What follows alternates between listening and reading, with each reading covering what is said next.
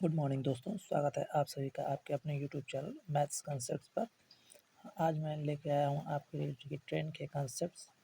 और पहला हमारा कंसेप्ट है, जब ट्रेन किसी पोल या पेड़ को पार करती है उस कंडीशन में क्या होता है। देखिए दोस्तों, मान लीजिए ये आपका ट्रेन है और ये पोल है। इस पोल को अगर ये ट्रेन पार करेगी ना, तो दोस्तों पोल की ऊंचाई होती है, लंबाई नहीं होती है। तो अगर पोल की ऊंचाई ही होती है तो ट्रेन अपनी खुद की लंबाई को पार करती होगी। ऐसे ही पेड़ में भी होता है दोस्तों, पेड़ की ऊंचाई होती है, कोई लंबाई नहीं होती है। तो इससे कंसेप्ट ये निकलता है दोस्तों कि ट्रेन खुद की लंबाई को ही पार करती है। तो इस कंडीशन में आप कहेंगे कि ट्रेन कितना समय उसको पार करती होगी। तो समय टी लीजिए, इसके equal length of train upon speed of train. ये हमारा कंसेप्ट निकल के आता है। यानी कि अगर हमें समय निकालना है दोस्तों ना, तो हम लोग क्या करेंगे कि ट्रेन की लंबाई को ट्रेन की ही स्पीड से डिवाइड कर देंगे और हमारा आंसर हो जाएगा। जैसे कि मैंने एक ठो आपको समझाने के लिए एक ठो एग्जांपल ले रखा है, जिसमें है कि 364 मीटर लंबी एक रेलगाड़ी किसी खंभे को 26 सेकंड में पार करती है। रेलगाड़ी की चाल मीटर प्रति सेकंड में क्या होगी। तो इसमें स्पीड पूछ रखा है दोस्तों हमसे, और हमारा जो कि कंसेप्ट है टाइम निकालने का, T equal to length of train upon speed of train, ये है। तो देखो दोस्तों, हम लोग इसको थोड़ा सा सॉल्व करने की कोशिश करते हैं। देखिए, लेंथ ऑफ ट्रेन कितनी है, 64 मीटर।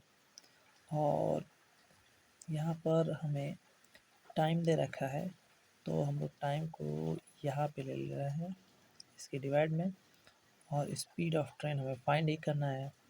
तो 364 बटा आप कहिए कि 26 सेकेंड, ये स्पीड ऑफ टाइम ट्रेन हो गया। अब सॉल्व करेंगे तो काटा पीटी करेंगे तो 26 से कट जाएगा 14 बार में, 14 बार में ये कट जाएगा। यानी कि स्पीड ऑफ ट्रेन जो निकल के आएगी दोस्तों, वो होगी 14 मीटर पर सेकेंड। ये हमारा फाइनली आंसर हो जाएगा। देखिए दोस्तों, कंसेप्ट हमारा दूसरा है, जब ट्रेन किसी प्लेटफॉर्म को पार करे।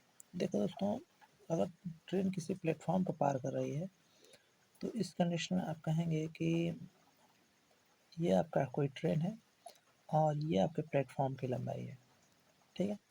ये प्लेटफॉर्म है, तो लेंथ ऑफ ट्रेन, ट्रेन की भी कुछ लंबाई होगी और प्लेटफॉर्म की भी कुछ ना कुछ लंबाई होगी। इस कंडीशन में दोस्तों होता है क्या कि ट्रेन लंबाई, अपनी खुद की लंबाई तथा प्लेटफॉर्म की लंबाई दोनों को पार करती है, ठीक है।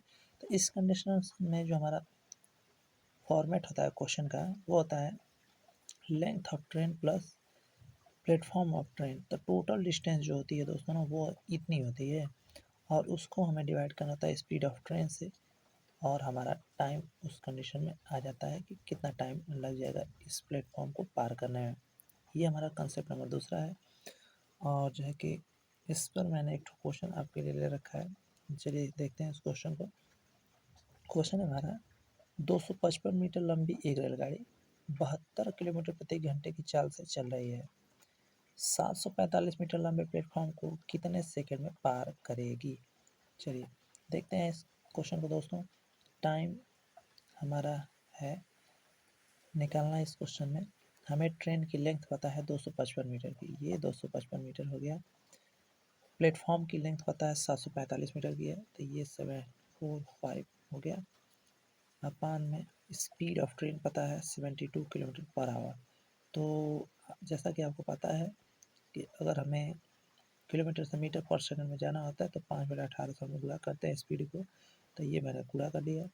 अब 18 चौक होता है 72, 745 और 255 को जोड़ेंगे तो आपका 1000 मीटर हो जाएगा। और नीचे आया 4×5 = 20 सेकंड, तो 20 सेकंड की ये बात हो गई। अब काटा पीटी करेंगे तो ये 50 सेकंड निकल के 50 सेकंड निकल के आएगा, क्योंकि ये वाला मीटर पर सेकंड है स्पीड, तो मीटर से मीटर कटेगा, सेकंड आ जाएगा।